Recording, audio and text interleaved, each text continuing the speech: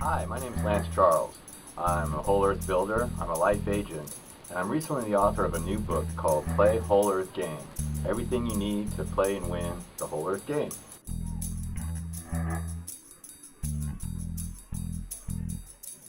My name is Larry Steinberg. I was the third General Manager of KPFK, and you're listening to KPFK in Los Angeles.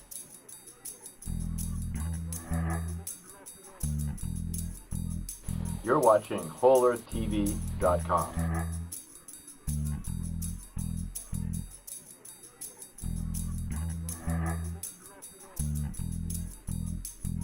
I was at the KPFK Listener Speak Out, and I looked across the street, and I saw this man coming across the street, and I knew in a minute that this is a very special person. So I ran up to him, and I said, "Are you with KPFK?" And he said, "Yes. As a matter of fact, I was the third station manager." I'm talking about Larry Steinberg, and he is here in the studio with us. Larry, we are starting to reinvent ourselves here at KPFK. We're looking for answers, but I always feel that you have to look backward before you can go forward. So we want to find out what it was like, what happened, and how you think that the station should go forward. Well, I had been doing programs for KPFK since it began, actually, and even a little before it began, because Terry Drinkwater said, "Well, why don't you do some of the on-air practice sessions?" And before we got on air, I was afraid my voice wasn't good enough, but I don't know why, because I'd been a lawyer for a number of years, and I never seemed to have much trouble. But anyway, he had me doing the on-air thing. "This is KPFK and experimental radio saying we're going to be on the air." So what brought you to Los Angeles? My father had come out here when a restaurant and nightclub that he had run on Long Island, New York, was not functioning so well anymore, because the road that made it, the main artery was no longer the main artery.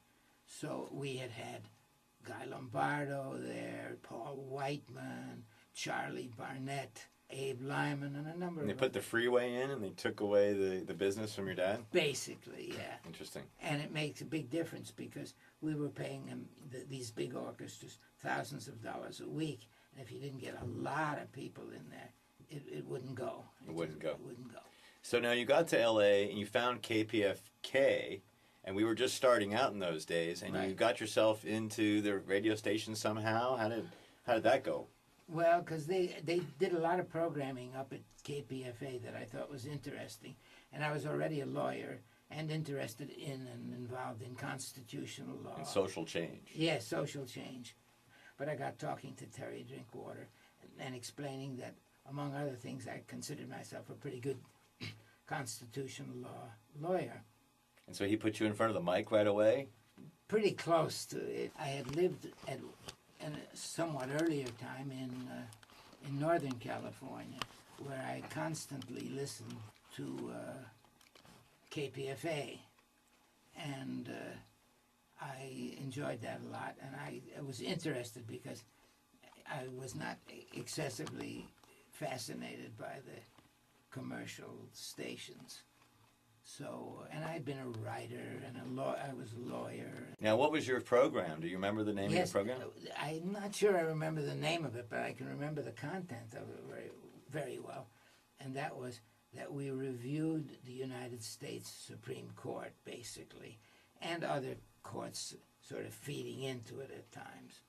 So I thought that was worthwhile, and I didn't think anyone else was doing it. By the way, Jim Lafferty with the... I was just going to talk about Jim Lafferty. Yes. He's kind of carried the mantle. Exactly. Now, he does a program which is, in some way, it's different from mine in some ways, but it has the same basic theme material. Now, you're doing the Lawyers Guild type of programming. Yes. Now, the question is, how did you get from there, from behind the mic, into a station manager? I knew Catherine Corey, Gumpert's. She got married during that time, I think. And Now, who is she? Please tell me. she's a lady who was the manager before me and after Terry. I forget why it was that Terry left and Catherine Corey came in, but they were both very good.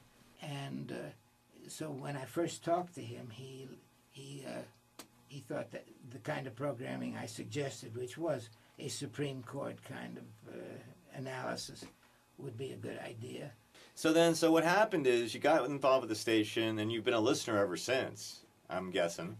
That's true. You demonstrate activism, a lifelong, place in activism, and using KPFK is a fine tool for that sort of thing. Yes, I have been a listener ever since. One of the things I tried to do was get a lot of spread. I didn't want everything to be, people think, oh, well, this is a left-wing station. And to some extent, that's true, but it's not true 100%. And we had on, for example, Caspar Weinberger. After you served, as a station manager here, what did you do then? Well, partly I helped take care of our 4 kids. We were then up to 4. And my wife, she was very good with the kids, better than I, in my opinion. But, But you were real active with your family then? Yes, I was, and still am, really, And I still occasionally do something with the station. I've been on a few discussion programs. I was on a few children's programs. I did a few readings and so on. Here again, you represent this long life, this lifelong dedication to the station. At the time that at the time of the Second World War, I couldn't get into it. At that time, I was much more enthusiastic than I am today. About going to war? About going to war. We all are as kids, aren't we? Yes, but my back was so, it was enough for me to stand up and Well, move now, how around. did you serve, though? Because you're not a person that would stand on the sidelines. You must have done something. I did do something. I became a law clerk to one of the more liberal and insightful and better judges on the Ninth Circuit Court of Appeals. Fantastic. And I did that. I mean, that doesn't make me the greatest hero in the world, No. but I felt it was something useful to be doing. Now, that's in Long Island, or that's in... No, that was here. San Francisco area, or in Los San Angeles? Francisco. San Francisco. I went to law school at Bolt Hall, which is a good law school, if I do say so myself. Of course.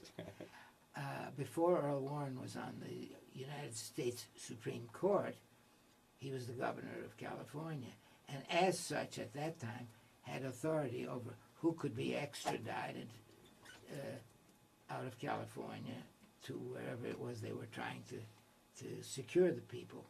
And a lot of them fled here from the South. And in one of my best cases that I ever did, I ran into this black man of great capacity, handsome man, with a nice family, but it turned out he had escaped from a work camp. The shackles. Lugging the chain gang. Lugging a ball, the steel ball. Wow. And which was quite a... He got another man who was a blacksmith to cut him loose from that, fled to California, became a union leader in California. Then they discovered him. He owing to some minor scrape, which was not even his fault, they fingerprinted him. Oh my God, this is the guy that comes from Virginia that escaped. So they wanted to extradite him, and I spent most of a year then keeping him from getting extradited. And I got all kinds of people. I mean, that was probably the biggest administrative job I ever did, because I thought it was in some ways bigger than being the manager of KPFK. And in the end, after enormous struggles, Earl Warren, thankfully, wrote a polite letter to the governor of Virginia and said, "Dear Governor, we're so sorry we can't accept your request for extradition. This man is taking care of a large family, he's a union leader, and we don't see our way clear to it." Wow. So you're able to keep him in California yeah, safe. I was very tickled. It didn't happen very often that the extradition was refused, because if a governor refused extradition, then everybody would flee to to that state with the thought in mind, well, he's not gonna want to extradite me because he's not in that business of extraditing people. So, but anyway, shortly after that, I guess it was that Earl Warren was made the head of the United States Supreme Court. Thank you, baby. You're amazing.